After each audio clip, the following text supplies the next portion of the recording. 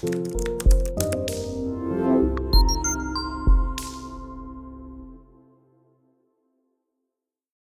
sont là les représentants des différentes couches de la population d'Ouvira. Ils sont réunis ce vendredi 26 avril 2024 dans une conférence débat organisée par les cadres de concertation des sociétés civiles d'Ouvira au site Kivu. C'est à l'espace Economa au quartier Kimanga à mairie d'Ouvira. Il y a des étudiants de différentes universités et instituts supérieurs d'Ouvira. Il y a des sages d'Ouvira, les jeunes, les femmes leaders, les mutualités et les épouses des militaires vivant en mairie d'Ouvira. Ces participants ont décortiqué les sujets relatifs aux élections des gouverneurs et sénateurs dans la province du Sud Kivu. Après des interventions de certains acteurs de la société civile, chaque groupe s'est réuni pour formuler une déclaration adressée aux députés nationaux. Les femmes leaders d'Ouvira ont demandé aux honorables députés de voter utile pour l'émergence de la province du Sud Kivu.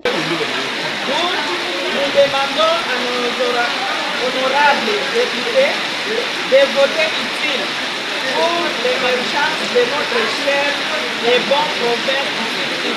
Les étudiants ont demandé quant à eux aux élus du Sud Kivu de ne pas se laisser manipuler par leurs autorités morales dans le processus de vote du nouveau gouverneur et nouveau sénateur. Les jeunes, ils ont demandé aux élus de voter un gouverneur qui pensera sur la création d'emplois et l'appui aux initiatives des jeunes. Non à l'instrumentalisation, non aux candidats antivaleurs, non à l'achat de conscience, ont laissé entendre les sages d'Ouvira. Non à l'instrumentalisation, inféodation par l'autorité morale, non aux candidats antivaleurs sans méritocratie, non à la corruption institutionnalisée d'achat de conscience, non à la cécité historique, politique et provinciale.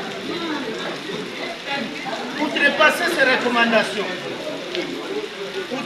ces recommandations, l'arbre est dans la semence, comme la fin est dans les moyens.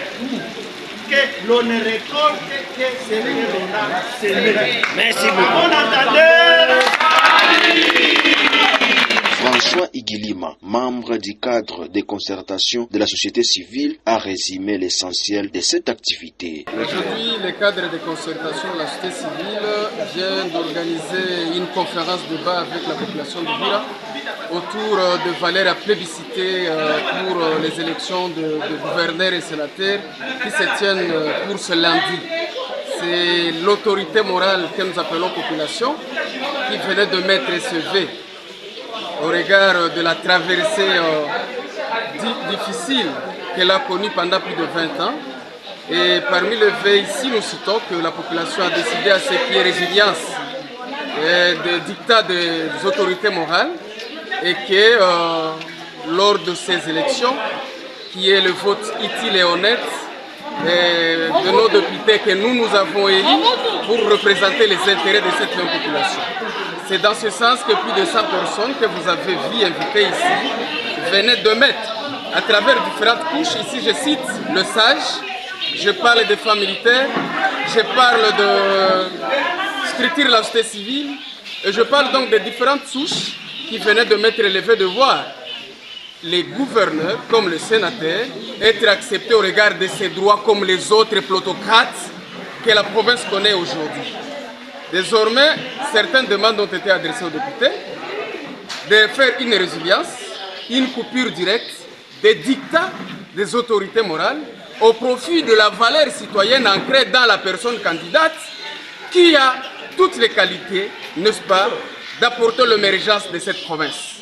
La deuxième recommandation était que cette province nous appartient tous. La province n'appartient pas exclusivement à celle-là qui s'appelle plutocrate, autorité morale, mais nous avons tous le droit de décider du sort de cette province. C'est dans ce sens que la population demande aux élus du site Kivu de voter utile. Et voter utile signifie sans tenir compte d'un candidat préférentiel sur base de son argent, mais par contre des valeurs ancrées dans lui pour permettre l'émergence, le développement, la construction de ponts, la construction de routes n'est-ce pas, la prise en charge urgente des sinistrés, des catastrophes naturelles. Voilà un peu, enfin, les femmes militaires qui décrivent leurs conditions de vie minables, dont les unes sont devenues veuves, et les orphelins présents, ainsi comme les personnes avec handicap. Et ils veulent que l'autorité qui sera élue s'approprie de leur situation pour voir comment est-ce qu'il va donner droit à leurs desiderata. Il faut retenir que les élections sénatoriales et des gouverneurs et vice-gouverneurs sont prévues pour le lundi 29 avril 2024 sur toute l'étendue de la RDC en général et de la province du Sud Kivu en particulier.